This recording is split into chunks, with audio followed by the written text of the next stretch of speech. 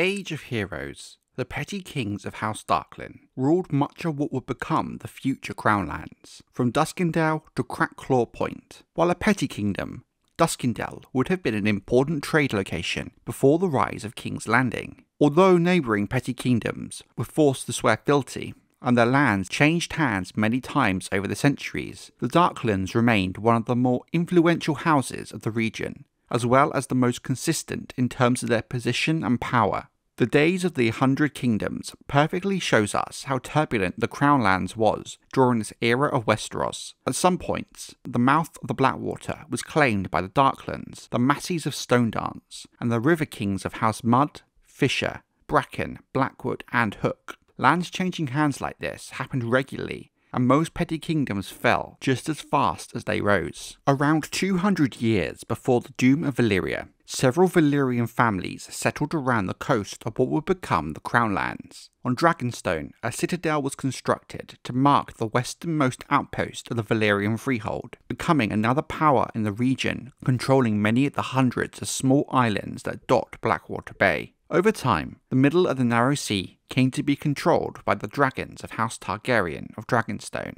and they would remain the power in the Blackwater even after the Doom. But of course, House Targaryen were not the only Valyrian families to escape the fires of the freehold. There was as well the ships of House Velaryon of Driftmark, and of course House Celtigar of Claw Isle. While House Targaryen were dragon lords, in terms of the great families of Old Valyria, they were one of the smaller, less prominent houses. In comparison, House Velaryon and Celtigar were not dragon lords, and thus it is speculated they held little to no power or position in the freehold itself, but the members of the house did come from the Broken Peninsula. When Aegon the Conqueror looked across Blackwater Bay with conquest in mind, it was natural that these old Valyrian families stood by the dragon lords when he called his banners for war. It was at the mouth of the Blackwater Rush, on the spot where Aegon landed, which would later become the site of King's Landing. At that time, the petty lords of the region had been subjugated by Harren the Black, who was in the process of constructing the monstrous castle Harrenhal on the shores of the God's Eye. House Rosby and Stokeworth surrendered to Visenya and Rhaenys Targaryen without fighting, while Aegon and his half-brother, Orys Baratheon, defeated the Darklands and Moodens. Massey's Hook and the southern shore of the Blackwater Rush were controlled by the Storm Kings of House Durrandon, but the Bar Emmons and Masseys allied with Aegon the Conqueror against King Argilac the Arrogant, and thus the houses of what would become the Crownlands rallied around this new conqueror and played a huge role in the initial attack on Harren the Black and the Storm Kings of House Durrandon. Since the conquests, the Crownlands have historically been a strong source of support for House Targaryen, with Crackclaw Point being a particular fierce supporter. The Conqueror's first councillors included several men,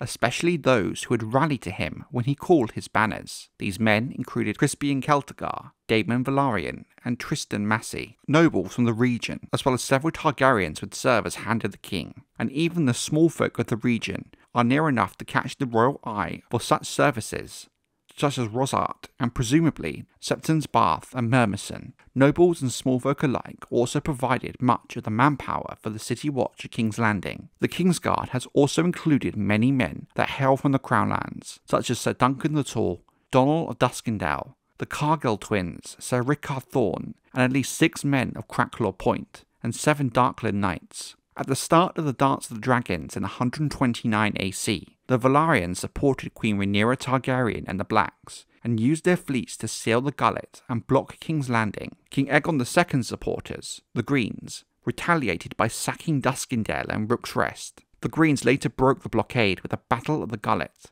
and sacked Driftmark, and in a way House Velaryon would never quite be the same again. When looking back at the causes of Robert's rebellion, many will point to the Defiance of Duskendale in 277 AC as a key point which broke King Aerys II Targaryen. An uprising by the Darklands during the reign of King Aerys II was a sign that even the normally loyal Crownlands were losing respect for the Dragon Lords. Later, the outlaws of the Kingswood Brotherhood freely robbed nobles in the Kingswood before being suppressed by the Kingsguard as House Targaryen began to lose its grip even on its own holdings in the Crownlands. During Robert's rebellion in 282 AC, much of the fighting was focused away from the Crownlands. That is until the Battle of the Trident, which opened the road to King's Landing for the rebels. The city was sacked by the forces of Tywin Lannister.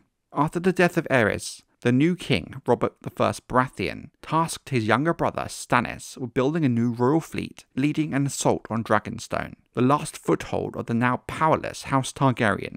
Even so, this was not to be an easy task, as the castle itself was highly defensible, and a long siege was expected.